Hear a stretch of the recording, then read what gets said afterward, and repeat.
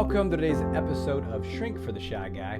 I'm your host, Dr. Aziz, and do you play conversations in your head again and again and again after they happen? That's a very specific pattern, and it's different actually than playing conversations before they happen.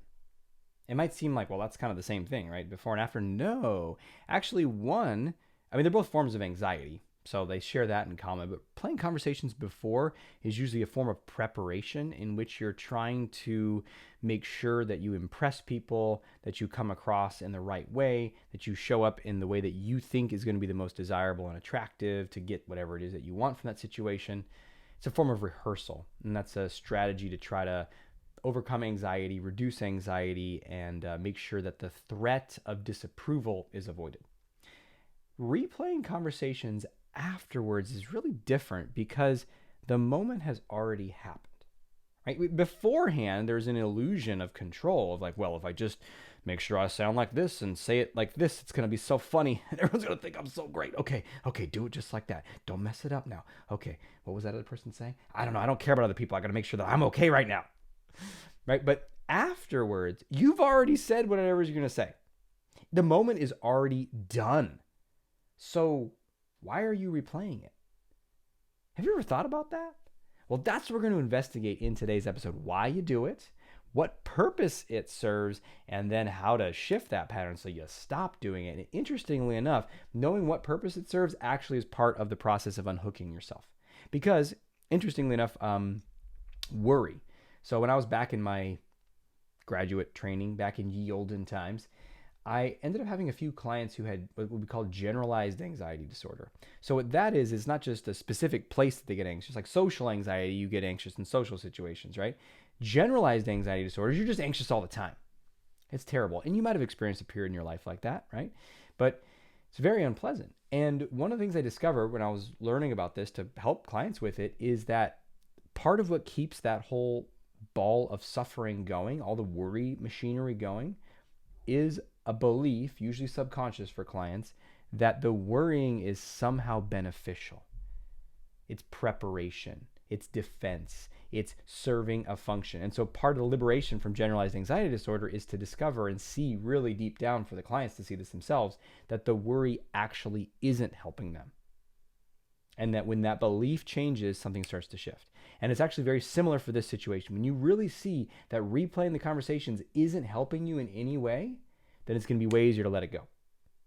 All right, so I'm excited. Let's dive into this. By the way, if you've been listening to this show and you're benefiting from it and you think, wow, this is really useful, and you want to take things further and you've not dove into Confidence University yet, I highly recommend that. This show has got tons of useful strategies that I'm sharing real time that I'm working with clients. I'll have a great session or group session, and I'll record an episode right after that. So you're getting the best stuff I got. And by the nature of it being a podcast, it's a little bit of this, a little bit of that, a variety of topics. If you want a systematic step-by-step process to build gradual exposure, build your boldness muscle, build confidence in your social life, your dating relationships, your career, each area is categorized. You definitely want to check out Confidence University. It comes with 4 full-length, in-depth courses. You have lifetime access to those courses, tons of bonuses, and it's really going to set you on a path rather than trying to piecemeal all this stuff together. So go to theconfidenceuniversity.com to check that out, or just go to my website. You can go to draziz.com, draziz.com, and check under programs. I think it's under that tab. And you can learn more about Confidence University. In terms of you being able to short circuit that replay pattern, I'm going to share that now. Why do you do it though? What do you think is going on? And I've asked clients this, and I'll pause. I'm not just going to tell you the answer because I really want you to start to reflect on it. Why are you, after you have a conversation, going through it, combing through it? What are you looking for? What are you doing? It's a really interesting use of your focus. The moment is gone. But you're looking, you're peering, you're looking. What do you notice about it? In fact, maybe when's the last time you did this? Maybe there's a conversation you're replaying recently right now. Maybe you do it all the time. I certainly did. When I had a lot of social anxiety, I did it all the time. So what are you looking for when you do it? Usually when I ask clients this, they'll say, I'm looking for moments in which maybe I made a mistake, made a blunder, a moment where maybe I offended somebody or they didn't get my joke. Sometimes it's moments where it wasn't any of those, quote, mistakes. It was a moment maybe where you were sharing freely. I used to do this one a lot. If I got really excited and I was just in the moment and sharing freely and feeling really good, actually, when I leave, I'd start to replay that conversation and I would go to those moments. And then I would imagine one of my friends or whoever was near me when I was in that excited state, and I would imagine them looking at me and just being repulsed. Like, oh, this guy's so excitable and self-absorbed and talking too much and ugh. And it wasn't just like a little bit of mild annoyance. It was repelled. It was disgusted. It was very painful because not only was I running this replay pattern, that kind of projected or imagined view of me felt 100% real. Like that's exactly what was happening inside of their mind. And it would kind of replay the scene like a movie and just that's what was going on for the character.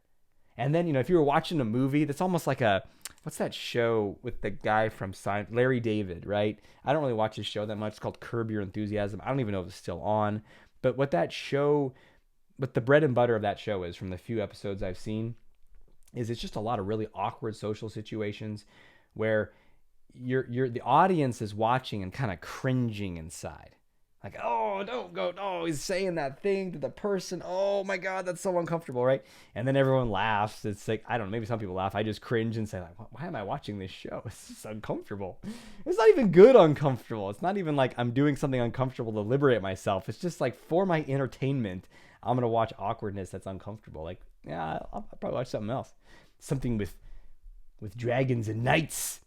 All right, so that imagined judgment that it's almost like if someone was watching that scene, they would be cringing and saying, oh, Aziz, why are you going on and on? Can't you see that they don't like that? Really painful. What do you tend to replay? What moments do you replay? Was it the joke that no one laughed at? Was it the time you were being kind of sarcastic and people thought you were being serious and real, and then you're like, oh no, now they think I'm a jerk? Is it the time you forgot someone's name? Like, oh my gosh, how did I forget? And then how many times are you playing the fact that you forgot their name? Like 77? I forgot his name. Oh my gosh. 2 minutes later. Not even 2 minutes. 20 seconds later. Oh, you forgot his name. Oh. Now, when you replay that mistake or that awkward moment, are you doing that same thing? Let's say you did forget so-and-so's name. Are you imagining so-and-so being, oh, I'm so hurt by that. How could you not know my name? I mean, we already met before. Oh, you hurt me deep. You cut deep. Right? And they're upset and offended, and maybe you feel guilty. That's another replay result. Is people feel so guilty. Oh, I said that thing when I was upset. Oof.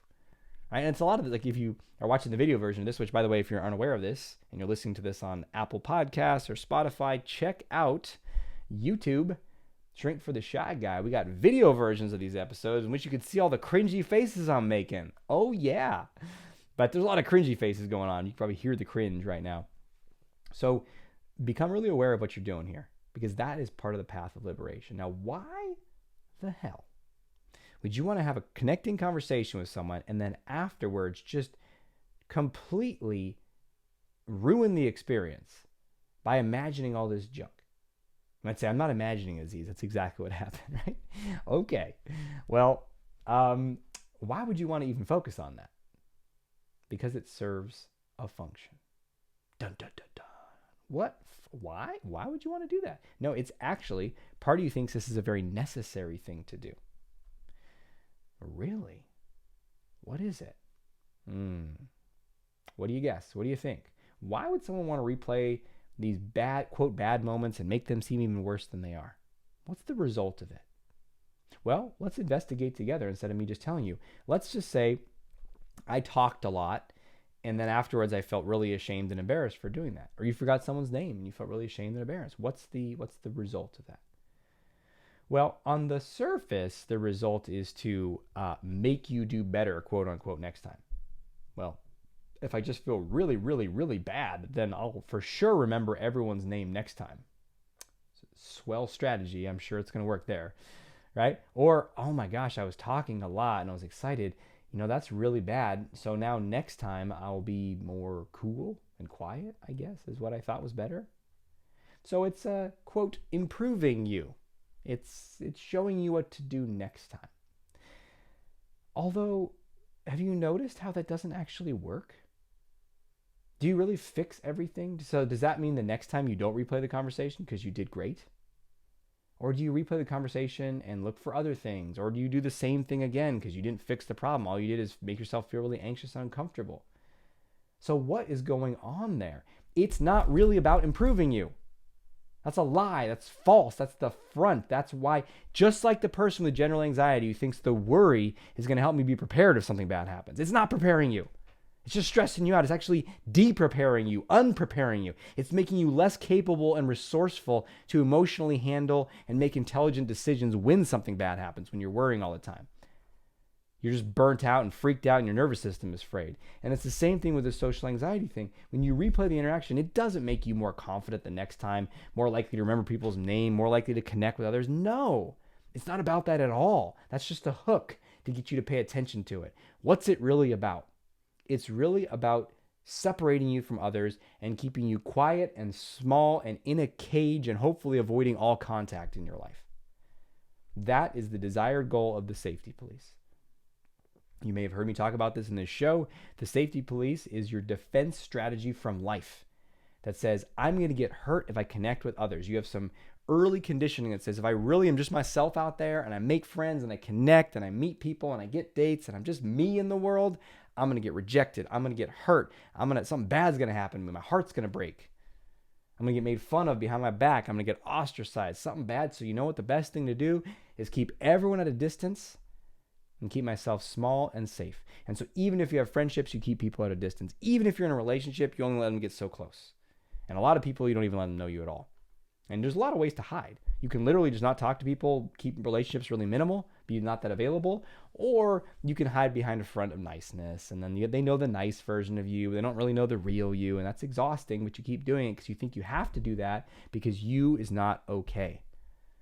And so this strategy of replaying, what it's looking for, right? It's giving you the cover story of, hey, I want to help you be better and make people like you more. It's totally legit. What it's really looking for is any way in which you could allow yourself to be seen and known for who you really are and to freak out and cut those parts off to make sure that you stuff all that way down. So when I'm really excited, like, do I sound excited when I'm talking to you right now? I am actually quite excited. When I pound on the table, you know I'm very excited. My arms are waving around.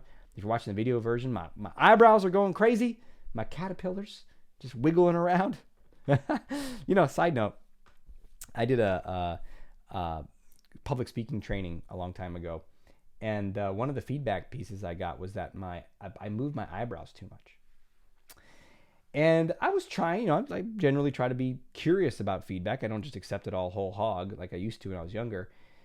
And so I thought about it for a little bit. I even thought about, is that something I should be aware of? Because I have gotten feedback at one point that I was using the word like too much. And I listened to some of my stuff and I said, I am. And so I consciously reduced that because I agreed with that feedback. Not moving the eyebrows. I thought about it for a little bit and I said, no, I think I'm just going to let my face do whatever my face wants to do. My eyebrow, see, now I'm just taking my eyebrows right now. After this video, after this recording, I'm just going to replay how much I move my eyebrows and feel shame. No. But being you, letting your eyebrows move, letting yourself be excited. When I was with my friends and I was sharing excitedly, it wasn't just the content of whatever I was talking about. It was that I was excited. I was enthusiastic. I wasn't self-conscious. I wasn't policing myself. My guard was down. I wasn't thinking about what I was going to say ahead of time to make sure it was cool and good enough, right? I was just letting me out, which was actually a beautiful thing. actually, when I look back at those moments from a much more clear, confident place, I'm like, that's why they love me. That's a moment of beautiful connection. But back then I couldn't handle that. I was too scared. Even with my closest friends, I was too scared. And so there's this moment of connection. And if you could just let it in, it's beautiful. And letting it in doesn't mean you were perfect and you didn't make any mistakes and maybe you did forget someone's name. But I've not known someone's name that I've met before and just said, hey, I'm sorry, I forget your name. Can you share what it is again? Oh, great, thanks. I'll even say 2 minutes into the conversation, you know what? I'm just going to ask one more time because I really don't want to forget it. What was your name again? That'll be the third time I'd ask them. And then what happens is I could have that whole experience and then have a beautiful moment of connection for 40 minutes with someone who maybe I'd only met once before, I didn't even really know, and I just got their name for the third time. And you walk away from that interaction and you can spend a lot of time focusing on how you forgot their name and how bad that was, and now you should be ashamed. And the result of that, forget the content. Pay attention to the result. The result is, are you more connected or less connected? Does your heart feel relaxed and open, or is it tight and scared? Right? You're disconnected. You're scared. You're tight. It's like your tentacles are getting sucked back inside of you because it's too scary to remain connected to others. But if you really just let it be, there's a sweet connection there with you as an imperfect being and them as an imperfect being. And yes, it's vulnerable. There are things about you that they're going to like and things that they might be annoyed by or disinterested in or not like. They might have mixed thoughts when they leave. Oh, I really like this. Or, oh, he did talk too much there for me. Isn't that just reality? Is there anyone who's just, I love so-and-so and I love everything about them? Or is it more varied than that, more real than that, in that it's a mixed experience? But overall, if people want to continue to spend time with you, they're going to like more than they dislike. Quite a bit more, actually. And do you really even have control over all that? And so part of this process to let go of replaying these interactions is to really let go of that false attempt to control, that impossible attempt to control how people are going to react by policing yourself, by filtering yourself. If anything, it always backfires. Because the people that I see are the most filtered, the most trying to make sure that they don't come across this way or that way and get people to like them, actually become not very likable because they're all bottled up and all filtered and there's just not much to grab onto. And so people might not actively dislike them, but they're just kind of like, oh, yeah, so-and-so. It was a generally forgettable interaction. It was okay, I guess. So instead of being okay, I guess, what if you just fully allow yourself to be you? So how do you do that? Well, when you really see that this is about keeping distance, then when you leave an interaction, you start to replay it, you call it out. You say, That's my dog correction sound, by the way. I really use that with my own mind too, like, And in fact, this just happened to me. So people ask, like, do you experience social anxiety anymore? And I'm like, yeah, anxiety will come up for me. I just have tools and strategies that it doesn't hook me at all, or it's very short if it does. And so we had some friends over. We hadn't seen them in a long time. And they spent, 4 or 5 hours with us. We had dinner out here, spent time with our kids, walked around on our land. It was great. And then they left, and I was lying in bed, and I noticed this pattern of replay started to come up. I was like, oh, that moment when I said that, or, oh, it was like the same kind of stuff when I was a teenager, like, oh, I was talking too much, and oh, this and that, because I was excited to spend time with them. I love them. They're great. And then I said, wait a minute, hold on a second. If I wasn't doing that, and this is a great question to ask yourself, if I wasn't replaying this interaction, for the negative, what would I focus on? And then I just closed my eyes. My eyes were closed. I was lying in bed. I took a breath in. And I just started to see little moments from the evening. And I was no longer trying to control them or manipulate them or evaluate them. It was just, oh, there's this moment at dinner and then this moment outside and then this happened. And there's different feelings with different moments, right? Like, oh, I like that moment, or oh, I felt a little worried there, or this or that, or and just letting it be. Because there's nothing to fix. And also, can I let myself feel connected to this person even after this interaction is over? Instead of retreating those little tentacles back inside and cutting off all connection, can I soften and allow the connection to be there? And that's what a lot of this is about. And not just replaying conversations, but a lot of overcoming social anxiety is actually expanding your capacity to reside more in the unknown, reside more in connection and the vulnerability of that. And that's what scares us. That's what causes us to go into our head and to close things down. So let's talk about how you can put this into action in your life. Your action step for today is going to be to notice when you do a replay after interactions. It might even be just a really minor one, and it might be a more major one where it feels really disturbing and you're all caught up in it. Either way, first things first, interrupt it. Give it the dog correction sound. Hold on a second here. Because if you just feed the beast, you can do that for 20 minutes and then feel terrible afterwards. You got to right away, like, make a sound, make a clap, get up and move your body around. Say, wait, that's a replay. Hold on a second. And then think about what you learned in this episode. I know what's really going on here. It's not really about making me better. I should fix this or I need to do anything. It's just, okay, I am scared right now. I feel vulnerable. Was there anything about how I was being that maybe was really alive and enthusiastic? And can I let myself be all of that? Can I let them have whatever experiences they had of me, positive, negative, liked this, didn't like that? Soften and allow them to have their full experience. You don't need to try to control them and how they see you through your actions. Like, come on, how long have you been doing that? You know it doesn't really work. So you're ready for something else. And then just the third step is to breathe and soften your belly, soften your chest, soften your jaw, and just soften to allow the connection to be there. If I wasn't focusing on replaying this one awkward moment, what else could I be focused on right now? Can I allow myself to still feel connected to this person even though we're not with each other anymore? Can I let it be beautiful? Can I let myself feel love? And you just might find that something that you're picking on that seems so bad, all of a sudden, boom, you can feel this beautiful sweetness for that person, for your friendship, for that moment. And then you go on about your day and it's just gone. You don't put any more energy on it. That is freedom. So thanks for being with me today. And until we speak again, may I have the courage to be who you are and to know on a deep level that you are